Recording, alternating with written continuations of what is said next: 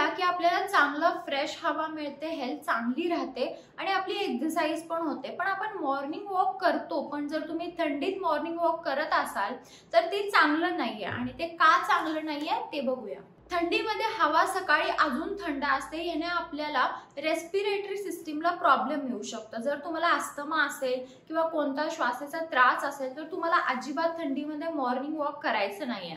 जर तुम्हाला सर्दीचा त्रास असेल, सारखं सर्दी होत असेल तरी देखील तुम्हाला थंडीमध्ये सकाळी चालायचं नाहीये, मॉर्निंग वॉक करायचं नाहीये, कारण याने ना म्युकस वाढतो आणि मग आपल्याला कफ पण जादा होतो। थंडीमध्ये सकाळी आपले ब्लड वेसल कॉन्स्ट्रिक्ट होतात, ज्याने ब्लड प्रेशर वाढून आपले हार्ट अजून जास्त फास्ट होते। बरेच जणांना हार्ट अटॅक सकाळी किंवा पहाटे येतात। तर खूप थंडी जर तुम्हाला वॉक करायचा असेल तर एकदम थंडीत जाऊ नका, कारण एकदम थंडीत गेलं तर तुमची इम्युनिटी पण वीक होते। जर तुम्हाला मॉर्निंग वॉक हा करायचाच आहे थंडीमध्ये तर तुम्ही थोडंसं लेट करा, म्हणजे तुम्ही 8-9 वाजता करू शकता। तुम्ही पहाटे धुक्यामध्ये तुम्हाला अजिबात चालायचं नाहीये।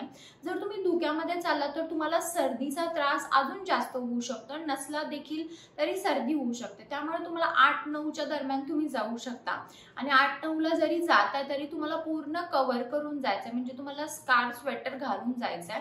तसंच जायचं नाहीये, कारण बॉडीला गरम ठेवणं खूप गरजेचं असतं थंडीमध्ये। तुम्ही एक तर 8 ते 9 वाजता जाऊ शकता, नाहीतर बेस्ट वे की तुम्ही संध्याकाळी 5-6 नंतर जर गेला तर त्याचा काहीच प्रॉब्लेम होणार नाही। तर हा होता आजचा माझा व्हिडिओ। जर व्हिडिओ आवडला असेल तर व्हिडिओ लाईक करा, शेअर करा आणि चॅनल सबस्क्राईब करायला विसरू नका। चला तर मग आपण लवकरच भेटूया एका नवीन व्हिडिओमध्ये। तोपर्यंत काळजी घ्या, बाय।